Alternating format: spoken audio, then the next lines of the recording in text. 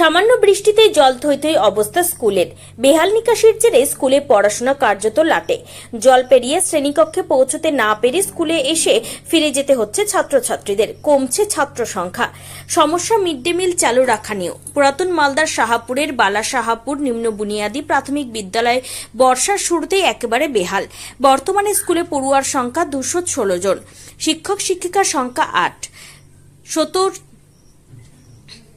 বর্তমানে স্কুলে পড়ুয়ার সংখ্যা 216 জন, শিক্ষক শিক্ষিকার সংখ্যা 8। 70 বছরের পুরনো স্কুল। অভিযোগ, এতদিন স্কুলে জল নিকাশির জন্য পাশে একটি কালভার্ট ছিল।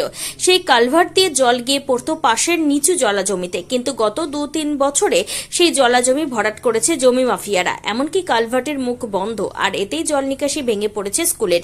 সামান্য বৃষ্টিতে হাঁটু জল জমে যাচ্ছে। স্কুলে ঢোকার রাস্তা, খেলার মাঠ সবই জলের তলায়। এর সঙ্গে আশঙ্কা বিষাক্ত সাপ ও পোকামাকড়ের উপদ্রবের। ঝুঁকি নিয়ে ছাত্রদের একাংশ স্কুলে আসছে ঠিকই, কিন্তু নিকাশির সমস্যা না মিটলে নিকট ভবিষ্যতে স্কুল বন্ধ হয়ে যেতে পারে আশঙ্কা এমনই। স্কুল ছাত্র থেকে প্রধান শিক্ষক এমনকি স্থানীয় বাসিন্দারা অবিলম্বে স্কুলের উপযুক্ত নিকাশি ব্যবস্থা তৈরির দাবি করেছেন।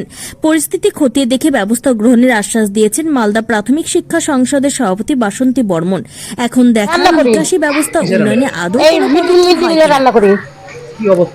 কি অবস্থা মানে এখানে জলে ভর্তি হয়ে থাকে। আর আরো যদি বৃষ্টি হচ্ছে তো ঘরের ভিতর জল ঢুকে যেত। আমাদের খুব অসুবিধা হচ্ছে, ট্যাঙ্কির জলটা এত উঠতেছে বৃষ্টি হলে পরে। আর এই বৃষ্টির মধ্যে আমরা কেমন করে আমরা বাচ্চাদের খেতে দেবো বলেন? আমরা তো পিছিয়ে পড়ে গেলে তো আমাদের কোমর মাঝে ভেঙে যাবে। এত অসুবিধা রান্না করা যায়? জল পেরিয়ে যেতে হচ্ছে। হ্যাঁ, জল পরে যেতে হচ্ছে, জল পরে জল আনতে হচ্ছে, খাদ্য দিতে হচ্ছে। নোংরা জল, একদম নোংরা জল। আর এই জল পড়ালে তো আমাদের সাথে ঘা হয়ে যাবে। আর এদিকে সাপ চলে আসে, তারপর পোকামাকড়। আর এইটু বাচ্চারা যদি সাপে টাপে কামড় দেয় তখন কি হবে? কি চাইছেন আপনারা? আমরা চাচ্ছি যে এখানে উঁচা করে দিই, হয়তো সিমেন্ট বালু দিয়ে উঁচা করুক, নাহলে মাটি ভালো প্লেন করে দিই, নাহলে আমাদের খুব অসুবিধা হচ্ছে। আপনার নাম? আমার নাম সরস্বতী শিকদার। ওখানে জল নিকাশি ব্যবস্থা ঠিক মতো নেই জন্যই ওখানে জলটা, বৃষ্টির জল যেটা হয়েছিল সেটা জমে গেছে, মানে স্কুলের প্রাঙ্গণে জমা হওয়াতে বাচ্চারা এসে ফিরে যাচ্ছে।